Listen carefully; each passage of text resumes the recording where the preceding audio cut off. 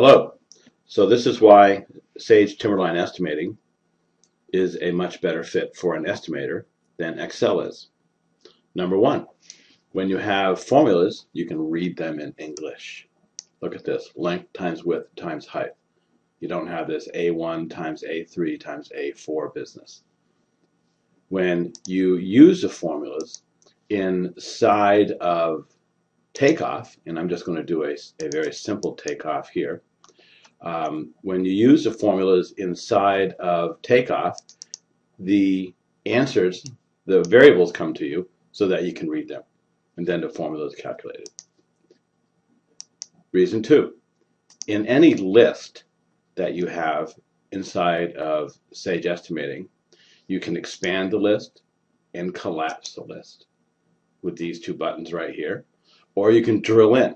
I can click on concrete, then come down and look at footing forms, and I can see exactly the footing forms that are available to me. I have a simple estimate here. I can open the estimate up like it is right now, see all the detail, or I can collapse it and collapse it. And again, I can open up one specific section and come in and drill down into one area. While you can set this up in Excel, it's a lot of work. Inside of estimating, it is simply native to the program. You just do it.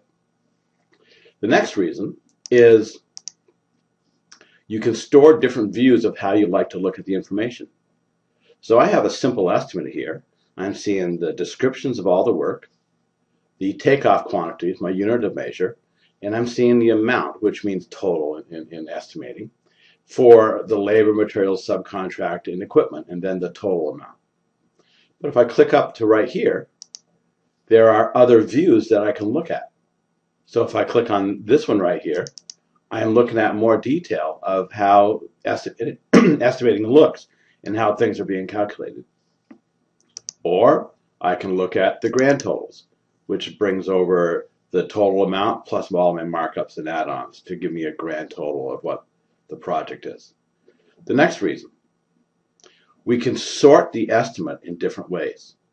I am looking at the phase item view, so everything is organized per each phase and each item. I can click on takeoff order. I'm looking at things strictly in the order of takeoff. If I click on assembly order, I'm seeing things by each of the assemblies or groups of items that have been taken off. But by build and assembly, I'm looking at all my costs in the admin building and then all the costs at Stedman Hall. If I double click here, it collapses it. It will collapse. I can open it up, open it up. So I'm doing a combination right here of resorting my estimate, and I am also looking at the collapse and the expand. I can look at it by building and then by floor. So I'm reorganizing my estimate again. So here's my admin building, and then here's Stedman Hall. Here's the foundation work, the work on floor 1, the work on floor 3. If I look on admin building, here's the work in the foundation, and here's the work on floor 1. I can open up and look at that. Here's the partitions on floor 1, 895 linear feet total. So the next thing we can do with Timberline Estimating is you can copy work. So for example, I can take this assembly right here, and this is an assembly, and I can copy the assembly. And see how it just makes a copy of it? And now I could take this work right here, and I can move it. I can say, this belongs to floor 2, because I know floor 2 is an exact copy of floor 1. Without having to recreate that, here is that work all done. We can spread money inside of estimating. So if I'm looking at Stedman Hall and I'm looking at the work that is on floor 3, and I can open this up, I can highlight all of this work right here for the material. And if I know that this work is going to happen after the admin building, which I'll collapse, and this work on the 3rd floor is going to be occurring last on the project, I can adjust this column and say, I would like to raise all this cost for the material by 5%. And notice that it has done so. It has given this little tick mark right here in red. When I put my cursor on it, I have to get this exact. It is going to tell me with a little yellow button right there of what the adjustment is. So we can spread money. The next reason is inside of estimating, provided you set up the bill of material system, there is a specific bill of material reports. And what the bill of material reports does for you is it allows you to send out to your suppliers an exact list of the things you need. If you're a construction manager type and you're subcontracting out work, this is not so valuable. If you're an in-place contractor where you're actually doing the work, extremely valuable to you.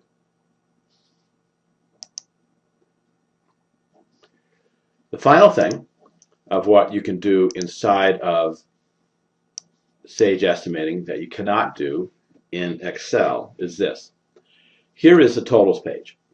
This page summarizes my labor, materials, subcontract cost from the spreadsheet and equipment and other costs if I had some. And then on top of this, I can bring in markups or add-ons, as they're called in estimating. These add-ons can be calculated from this value right here. So for example, net margin on current total. This number is being calculated on this number at 10%. And you can see that it's 31,302, 313,020. You cannot do this in Excel. You get into circular logic in your formulas. In estimating, you can do this over and over and over again. So I could have many of these calculations based upon the net margin, and it will do them all. So these are some reasons of why Sage Timberline Estimating is an advantage to you over Excel spreadsheets. Thank you very much for your time. Talk to you later.